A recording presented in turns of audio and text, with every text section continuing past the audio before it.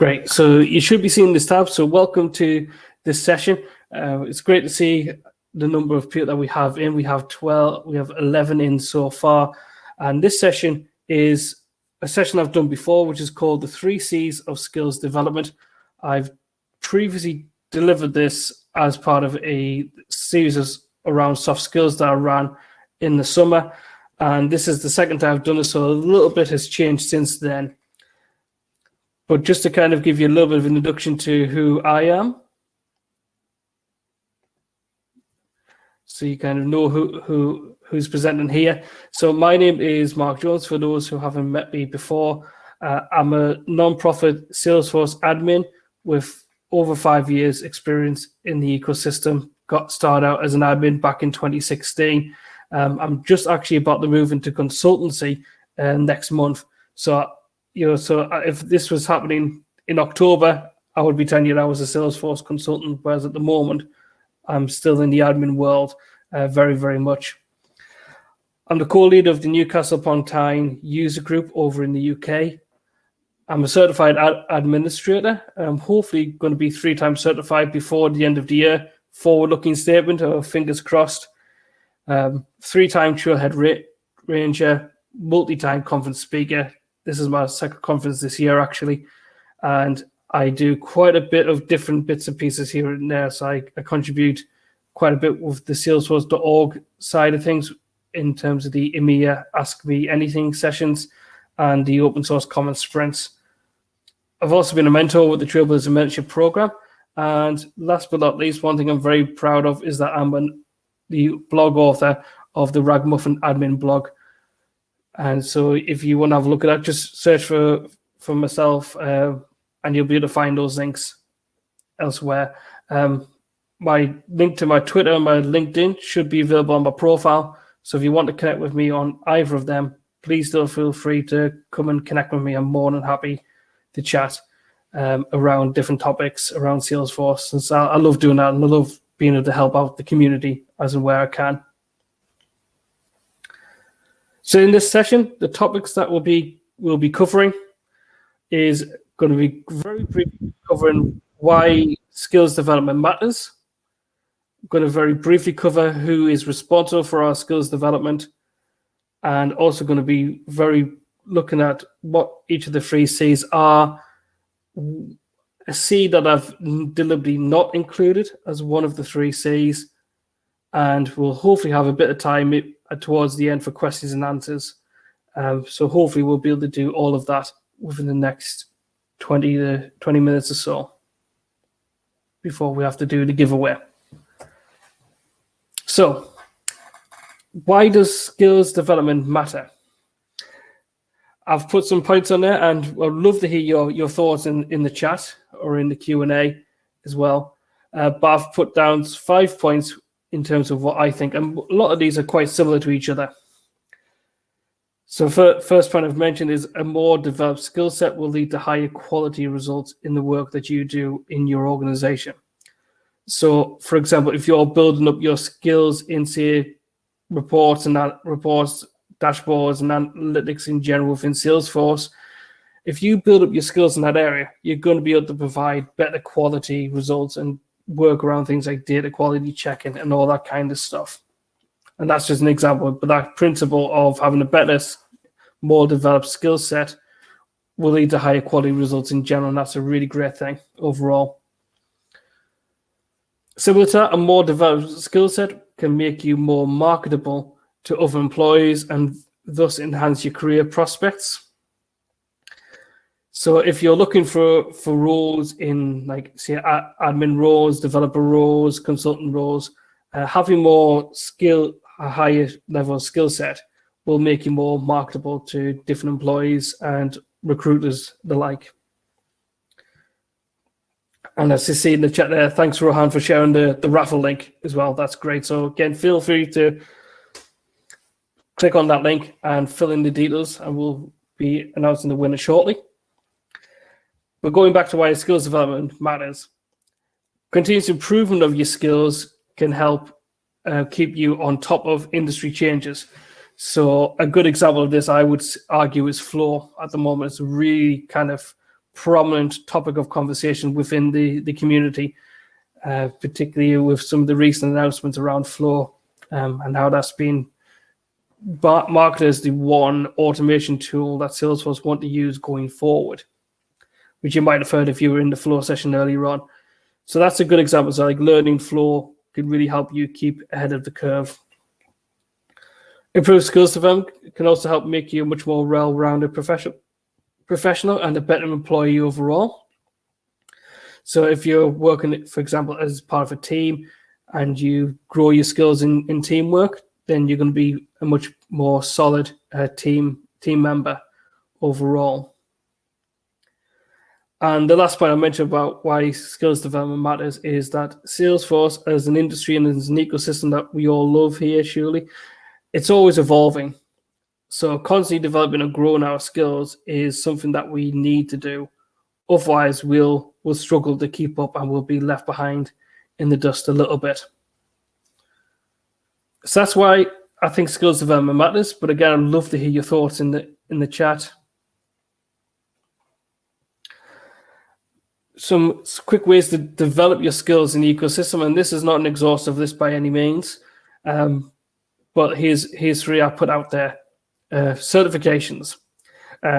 When you study for a certification, you will put in a lot of time doing revision, doing learning.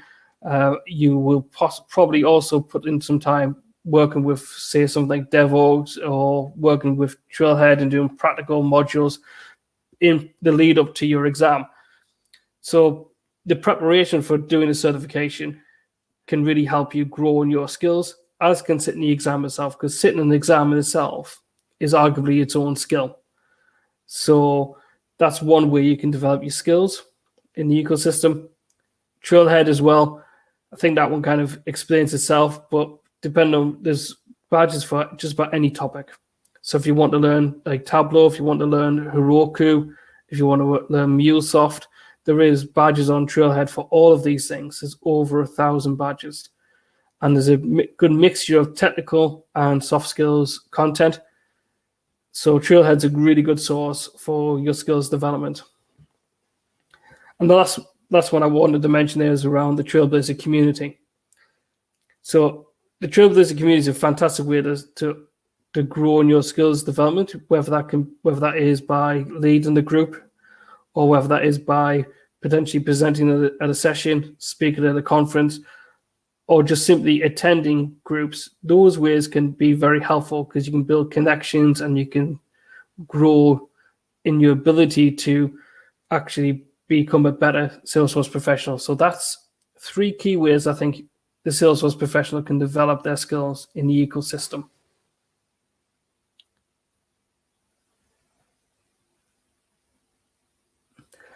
Okay. Oh, I'm on. There you go. Sorry about that, Rohan. I thought that was to me. My apologies. Okay. So in terms of who is responsible for our skills development, I think that's a bit more of a nuanced conversation, to be honest, but I have included this in there because there is multiple people who are responsible for our skills development in the workplace. In terms of the workplace, you've got the obvious candidates would be your line manager, your HR manager / HR department, and then you've got senior management, and then up the very top, you've got your chief executive. All of those people are responsible in some capacity, some shape or form for your skills development. The most responsible person would be your line manager, generally speaking, in a company, because it's part of their role to ensure that you're keeping on track, you're able to meet your deadlines, and a lot of that is down to your skills development. And most importantly, there's you. So the thing I've said on this one when I've talked about skills development in the past is that nobody can make you learn anything. So ultimately, you're the one who is the most responsible for your skills development. In an ideal world, your organization should be providing you learning opportunities and chances to go out and learn and build your skills, time on Trailhead, time to do certs, those kind of things. But depending on your organization, you might not have that. So, but you're the person who is the most responsible, I would say, on that front.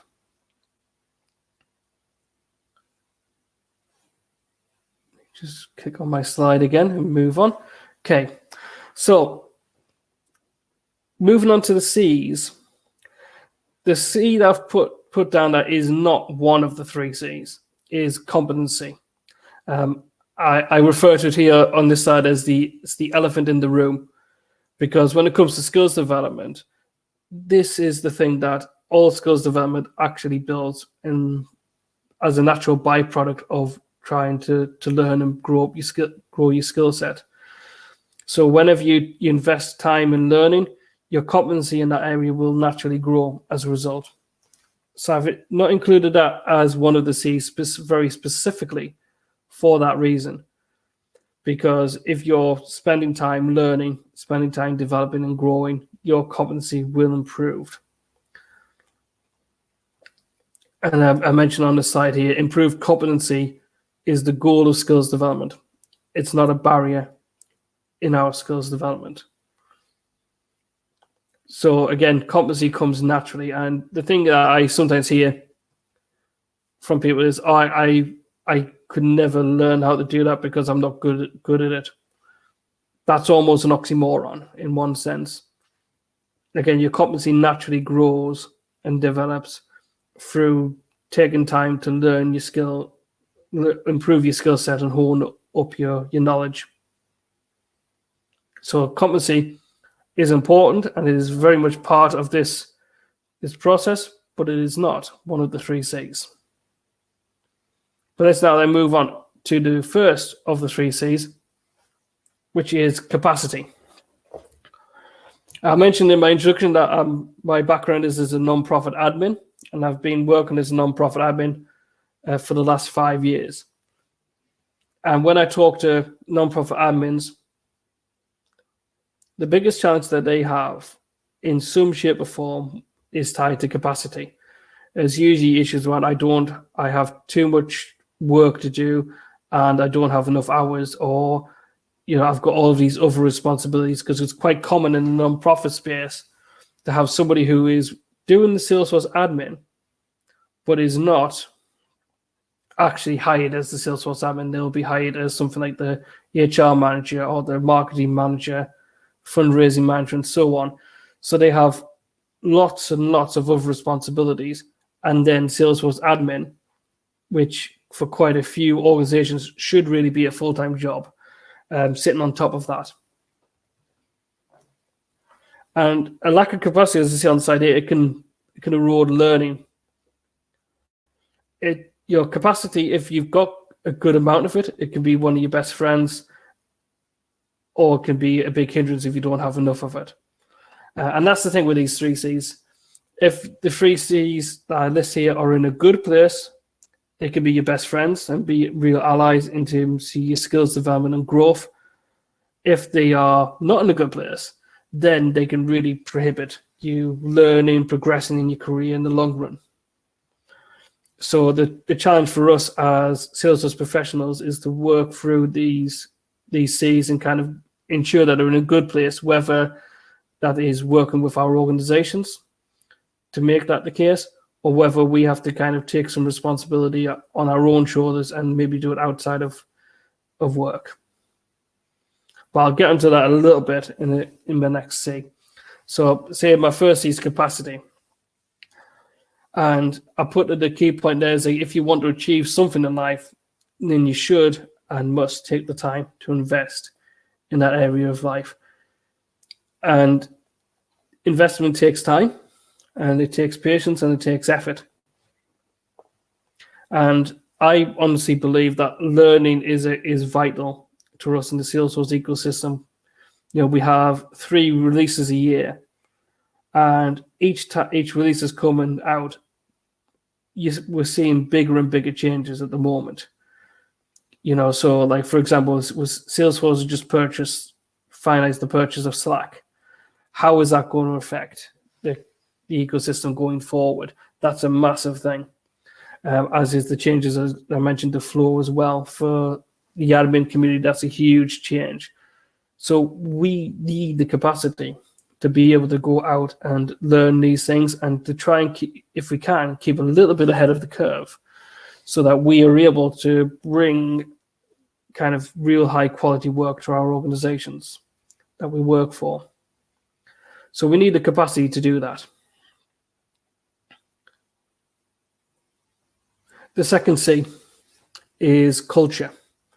And culture, how I interpret it here, is around our attitudes and our understanding. And this can be at an individual or workplace level. So if you're, as an individual, not bothered about kind of keeping on top of things and learning, you're not going to be as solid as an admin or whatever your role is going forward. If it's a workplace issue, what that will often lead to is frustration and potentially also stagnated growth. So there's a couple of things that you can do around this, and one of the things I've done is, so in the organization I currently work for, certifications were never allowed for me. I had mentioned certifications on a number of occasions as doing that as part of my professional development, and the organization's response was, well, we don't necessarily see the value of that, which was a bit of an odd thing, because you're working as a Salesforce professional inside an organization and they're not seeing the value of a Salesforce certification for a Salesforce role. So what I did was I basically decided that on my own back I was going to do the certification training myself. So I did all of that out of hours on my own back. All of the costs for that have come out of my own pocket. And there's the same with the skill with other things as well, like other bits of training. If I've had to pay for them, times going to London's calling, I've paid for that. I even had to take annual leave to go and speak at a conference back in 2019, despite the fact I was going to talk about my job. And I raised these points not to bam off my company, because I actually really like the company that I work for, but just to kind of illustrate some of the challenges we may have on a cultural level within our organizations. And I listed here where it says a poor culture can prevent improving your skills. Likewise, a good culture can really help you grow. So in an ideal world, you want to be in a position in your organization where your professional development is a priority to your management. And this should be the case for every professional in your organization. If there's a need for them to develop their skills, their professional development should be a priority to management level staff. And that's my opinion on it, because again, the more upskilled and equipped professional, the better the result is going to be for the job that they do. And that is true for us as Salesforce professionals, is also true for any role. So some of these principles here I'm mentioning, I'm talking about this from a Salesforce context, but they apply to any role that's even outside of the ecosystem. So a question that you can ask yourself around culture is your organization in the right place in terms of its culture to help you and your colleagues grow and thrive? And if not, what can be done around that? The final C I want to mention, which is, I think, is probably the biggest challenge for us, and it's the one that we could spend the most time talking on. And that C is confidence. And confidence is often tied to things like risk-taking. So I put on the slide here, but I listed as, if you don't believe in yourself, you'll never take the chances that you need. So confidence is based on kind of your belief in yourself, your faith in yourself. And unlike the points beforehand with capacity and culture, I would argue this is more about us as individuals than it is about the organization. The organization students that we work for can have confidence in us, and they can also have a lack of confidence in us. But if they have a lack of confidence in us, that's not going to hold us back, in my opinion, as much as if we don't believe in ourselves and if we don't have that confidence. And I put on the side here, but like choosing to bet on yourself and take a risk will at some point in time come with the territory of developing your skills. So I mentioned that I've been in admin for 5 years, and I've been in the same organization for 4 years. So when I looked at kind of my career progression and what I wanted to do, it came into my mind that about this year was really a good time to kind of try and step out and try something new, try something different, and try and further my skills and my development by moving on. And hopefully that pays off. I haven't started the job yet, but hopefully that pays off. And I put on the side here, but when we come to one of the biggest barriers of confidence is fear, or kind of a hesitancy to try something out, to work at building our skills. And a good way I thought of thinking about it is that fear and courage are two sides of the same coin. And so, depending on what country you're from, I don't know how your currency works, but certainly here in the UK, what we have is we have two distinct sides to a coin. We have the front-facing side and the back-facing side, which we call heads and tails. And while you can get double-headed coins, and they are seen as being tremendously collectible and have a tremendous amount of value to collectors, they have no monetary value whatsoever. You can't take them into a shop and spend it, for example. And the reason for that is because it doesn't have the tail side. It needs a head and a tail in order to get its monetary value. And I would say in terms of confidence, those two things work side by side, fear and courage. And you need both of them, actually, because fear can be something that really motivates you and spurs you on to press on and to actually take chances and take risks. And courage is often born out of fear. So I think in many ways they're two sides of the same coin. And just to say as well, if you do struggle with your confidence, you're not alone. Many of us do that. I struggle with my confidence on a daily basis, and that might never change. But the thing is that you can set your mind to anything, and you can do anything that you set your mind to. So find things that help you to grow your confidence, whether that is getting around the right people and growing your network. There's different things that can help you improve your confidence. And I would say that is really great to try and aim for that if you can. And, just really spend your time investing in yourself and growing in your confidence.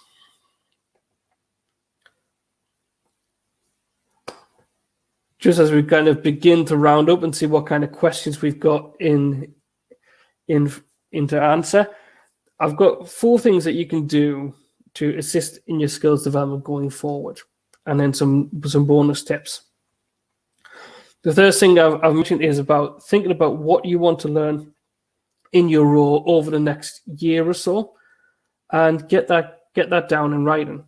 Whether that's putting on a Google Doc, a pen and paper, however you want to do it, but write it down somewhere, what you want to learn in your role in the next year. And in some ways, it can also be not just for your role. If you, for example, actually, I'll give you an example of something I want to learn over the next year or so, just because I really like the look of the tool and like what I've seen of it, but I would like to learn a bit more about Heroku. In my current role, I do not touch Heroku in the slightest. And in the role I'm going to, I don't know if there's a need for me to do that. But it's something I want to learn because I really like the look of it.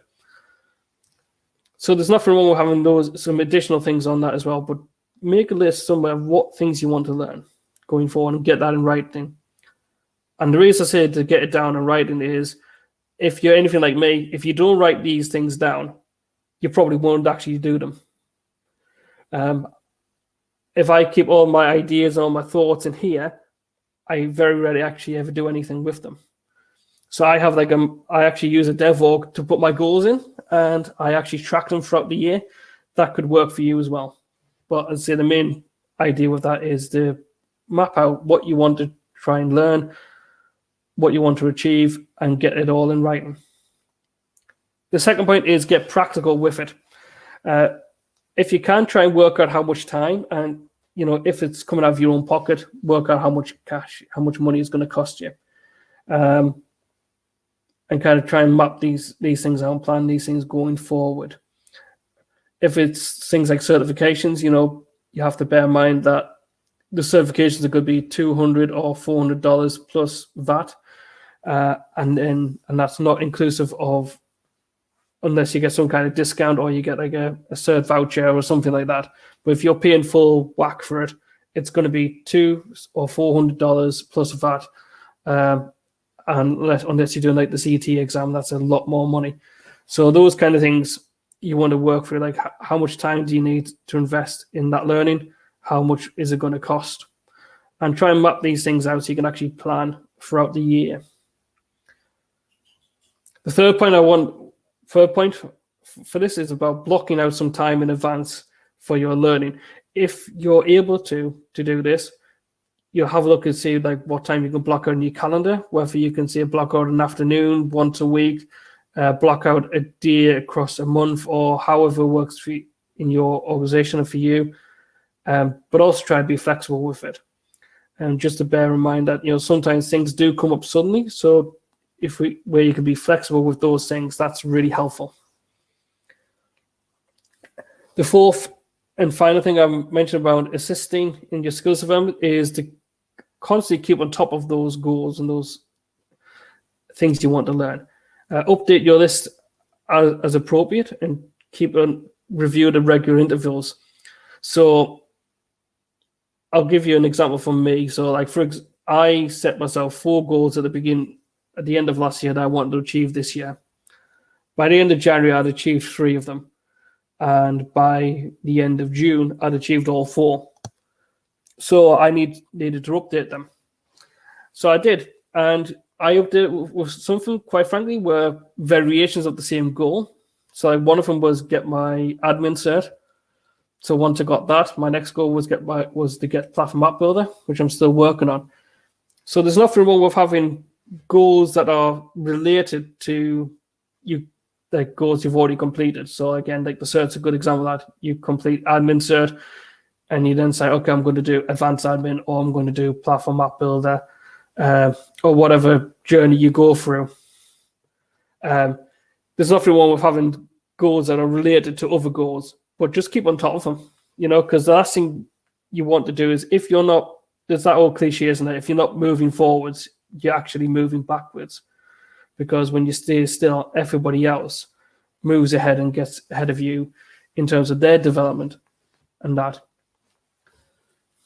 So the bonus tips I want to very quickly close on, because I'm conscious I'm possibly slightly overrunning. But some bonus tips I wanted to know is around not being complacent.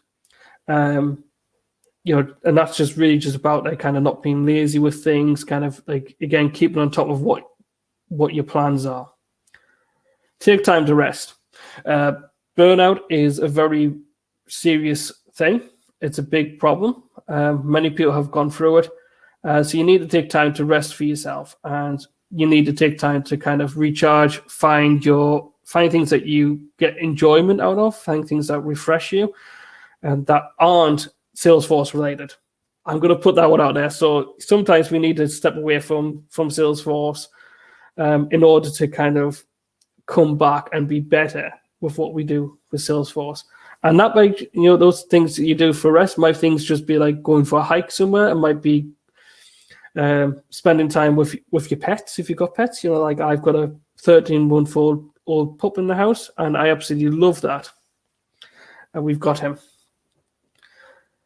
In terms of practical work stuff, again, try where you can, try and get your manager to buy in. whatever you kind of suggest would be your plan going forward. And to be frankly, you're probably one of the best people to kind of give ideas to your manager in terms of like, oh, hey, look, this is what I think, where I think I need to grow as a professional. But try and get them to buy into that, because you want them to support you in your growth and development in terms of your work.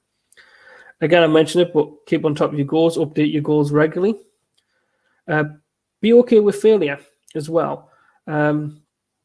My 2 exams I've sat so far, I've sat exams on 3 occasions, but I've only worked for 2 exams so far.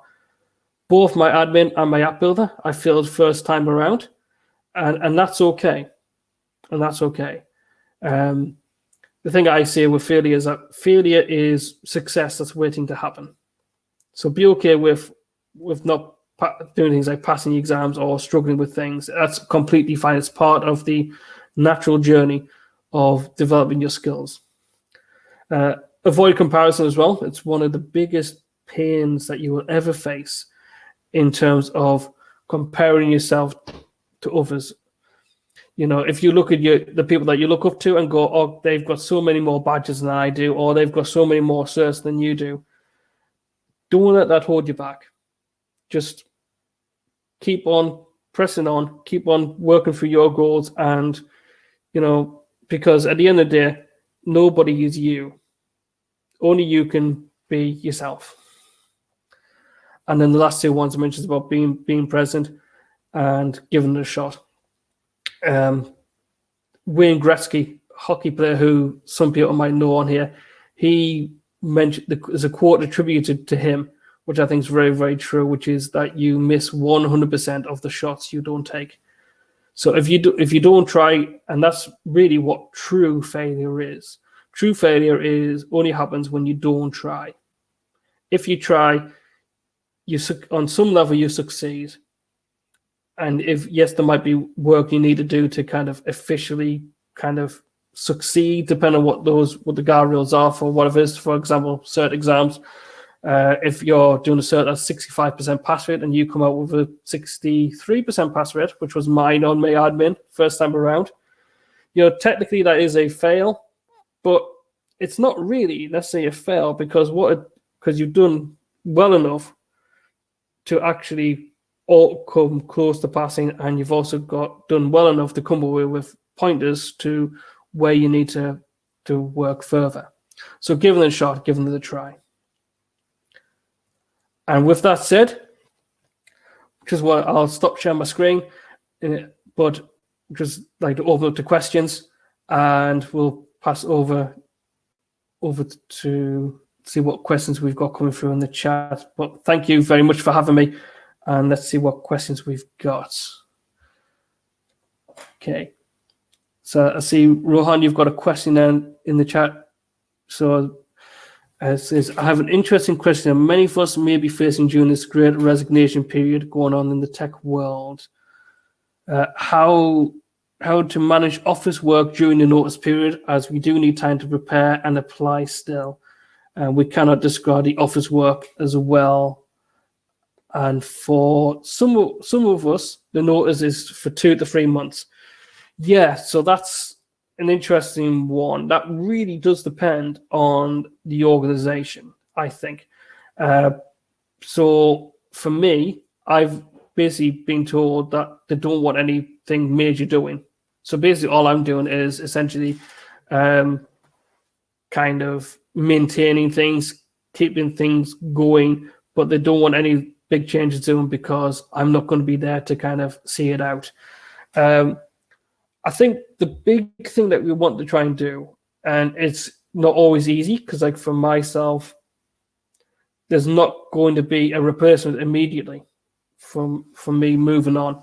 But you want to put together some good handover material. So document kind of where the state of your org, document the big projects you're working on, or having to put on hold. Basically document everything. That's what I would say, and try and pass that over to you. I mean, that's easy said than done, but I think that's your biggest thing to do, is to document everything and pass it over to the person who takes over your role. thank you, everybody. I'm going to hop over to my next session, which is starting in five minutes. But thank you, everybody, and look forward to hopefully chatting with some of you in the network working space or in the reception. Yes, thank you all for attending. See you. Bye-bye. Thank you.